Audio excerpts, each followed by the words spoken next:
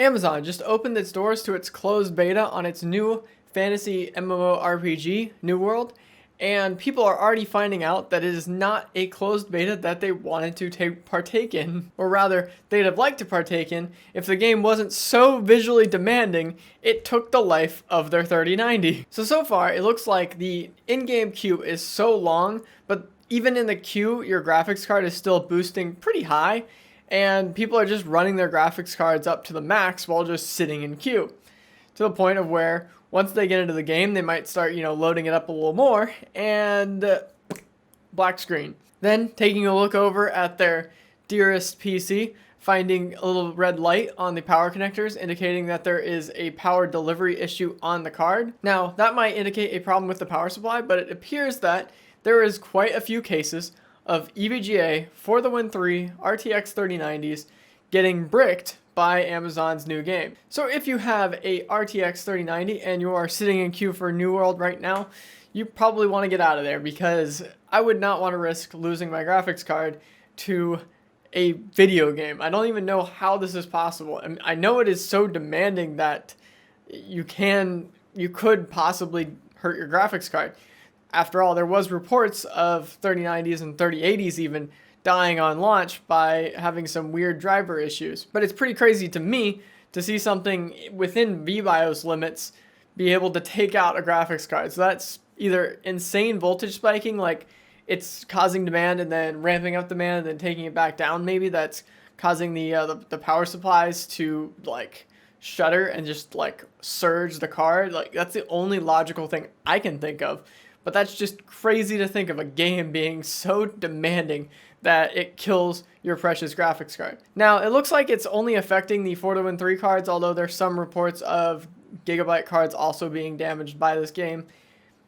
Luckily, if you did buy an EVGA card, EVGA is known for having a very good RMA, even though I had a terrible RMA process with them.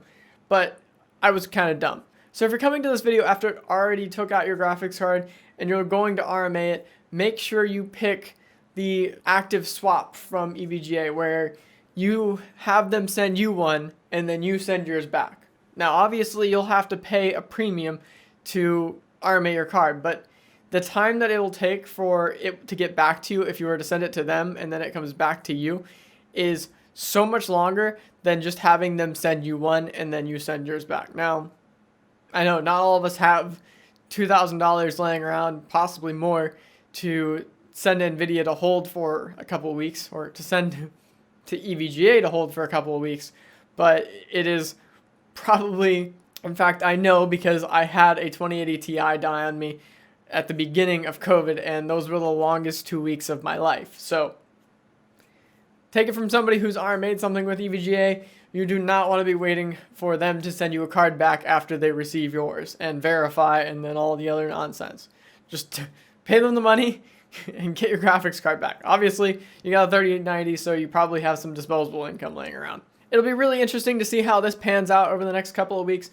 I unfortunately do not own a copy of the game, or at least a copy of pre-order, because since Cyberpunk, I have really looked down on pre-orders. That game had so many pre-orders, and it was a huge letdown. At least, I don't think it was killing anybody's 3090s.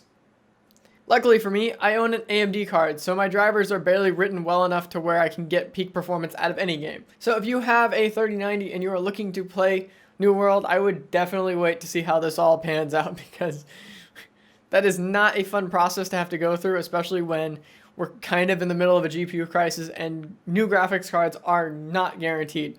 The graphics card that I received back from EVGA was in worse condition than the one that I sent to them. And that card had lived with a water block on it all its life. So the cooler was essentially brand new.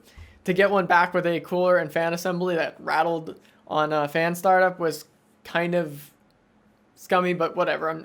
I put a water cooler on it anyway, so it's not like I would have noticed it, but I'm rambling now. If this video helped you save your graphics card from an otherwise eternal death, like this video, comment on how you think that this is taking place, because I'm really confused. I've never thought that a software other than, say, like super weird demand could cause a graphics card failure. Like, I know firmware can do some damage to your graphics card if you're not careful, pay attention. to all the temperatures. But it's crazy to think that a video game could be so demanding, so well optimized to actually damage a graphics card. So get subscribed. Like always, I'll see you next time.